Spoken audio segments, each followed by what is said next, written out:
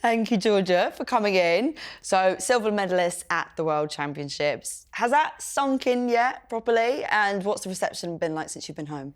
It's sunk in a little bit. I think it was such a blur, the finish of the race. Like, you go and you do your lap of honour, you do media, you do anti-doping.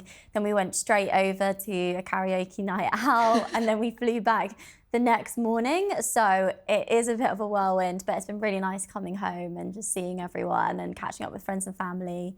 But we're kind of in this funny point in the season where we're not fully done yet. There's one more race left. So we've been enjoying ourselves, but then we've also been training alongside it. Yeah, I did notice you got to go to a film premiere as well when you got back. Yeah. So it's like a fun time of year where you actually get to take those offers up, because most of the season, obviously, you're racing, you're being really strict on yourself, and now it's like, okay, the hard work is done. You can have a bit of fun. So yeah, I went to the Matthew McConaughey premiere of The Lost Bus the other day, which is an amazing movie. Nice to get dressed up and not just be in running clothes all the time. That's nice. We always love putting on heels every now and again. Yeah. You are, of course, very good friends with Keely. Yeah. Both on and off the track. And how weird was it beating her during that race? But also, how much do you value that friendship in terms of its ability to push / inspire you on the track? Yeah, it's an interesting situation, I understand, but for us it just works really well. We're very good friends off the track. You know, we had lunch together on the finals day. I'm staying at her house when we go to South Africa for training in a couple of weeks. Was with her yesterday, so we have a really nice off-track relationship, but obviously when we line up on the start line, every top athlete believes they can win, and she will have definitely been thinking that day, and I was as well. And so it's these big moments where you have to really just believe in yourself. So it's a little bit different. You know, I usually do the 1500 meters, and this year I've been crossing over into the 800 a bit more. But it's exciting, I think, more than anything for us as a team, for M11, our training group. The idea of getting 2 athletes on the podium was just the coolest thing. And for us to do a British 2-3, that's the first time that that's happened in 18 years where you've had 2 British athletes on the podium together. So hopefully something that the UK can get really excited about, and we'll be racing each other for the next few years. It was really exciting to see. Let's go back to what you mentioned there. You did miss out on doing the 1500 metre, which obviously was a really tough decision. What was it that cemented that you shouldn't be doing it? Was it your team? Was it Dame Kelly Holmes? Or I heard a rumour maybe ChatGPT got involved in that? Yeah, we had to make a decision about whether I would do the 1500 metres, 800 metres or the double, because the schedule did accommodate for the double. Last year I got a bronze in Paris in the 1500 metres. But I kind of felt this year that I was responding better to the 800 metre training. So we were just looking at the events, like looking at the competition and thinking where would the best chance possibly be to get a medal and upgrade from that bronze last year. We had a very divided camp. Like, my 2 coaches were divided. One of them thought I should do the double. One of them thought I should just do the 800. My husband thought I should do the 800, and yeah, we thought, we're asking so many people at this point, why don't we ask ChatGPT and see what it says? So we ran it through there, and they said to just pick, you know, one event as doing the double was feasible but risky, and not that it was down to ChatGPT, but we're happy in the end. I'm very happy that I went with that decision, but it was a lot of back and forth for a few months. And I'm sure one of the caveats that we have heard a lot about as to you coming to that decision was the fact the stadium was so far from your training track. Yeah. As athletes, how difficult was it, both physically as well as mentally, in terms of being able to prepare for your race, the fact that it was so far from the stadium? Yeah, I mean, it's something that hasn't really been seen before. Like in Paris last year, for example, the warm-up track is right next to the Olympic Stadium, so you can literally hop to and from very easily, and that really helps with stuff like recovery between the rounds, getting physio. But now having to factor in, okay, you're going to be getting on a bus to travel 20 minutes, like, it impacts your warm-up, it impacts making sure that you're regulated, because it was absolutely boiling in Tokyo, super humid. But then when you get on the bus, it's air conditioned. So just small things like that, making sure that you're staying healthy. But luckily we were towards the end of the schedule, so we had all the other events work it out for us and give us the feedback before heading in, so we were prepared.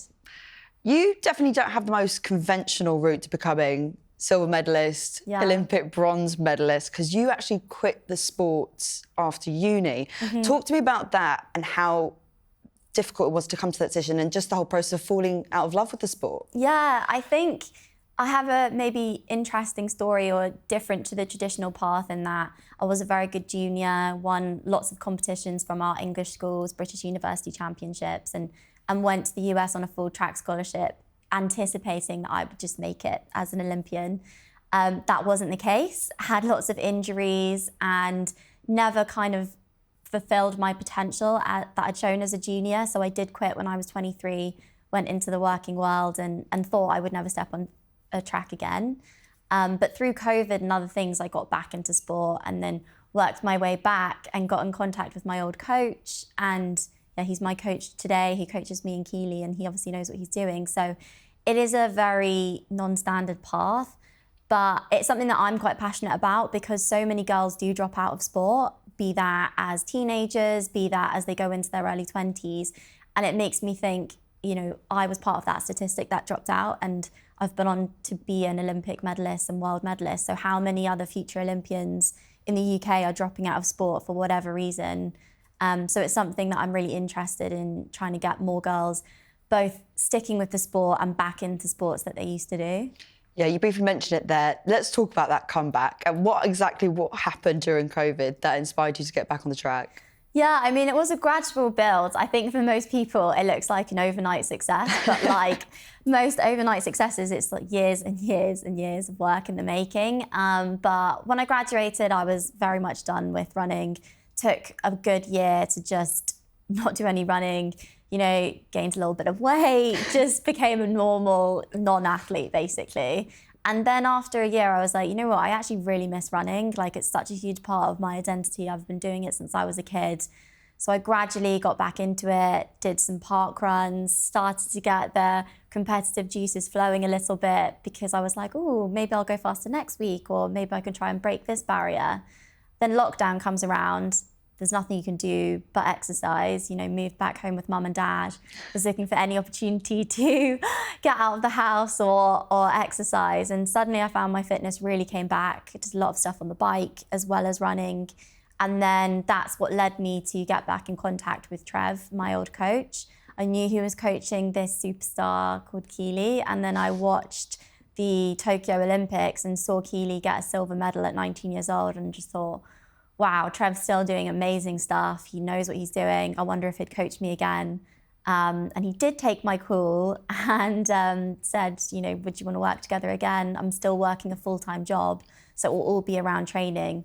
And then it was only last year with the Olympics coming up that I thought, I need to just go all in here and see if I can make the Olympics. And obviously I'm very happy that I decided to do that. So that was literally 4 years ago. I know, yeah. That's crazy. Yeah, Crazy comeback. I know, yeah. And last year was the first time that I became a professional athlete at 30 years old. So it's not the most traditional path that you would think, but actually we're seeing that athletes now are going on into their 30s, doing amazing things, like not just in our sport.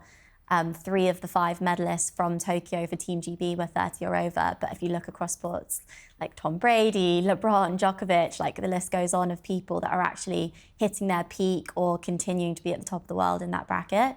And so I think that's kind of interesting because it's not necessarily what people would think.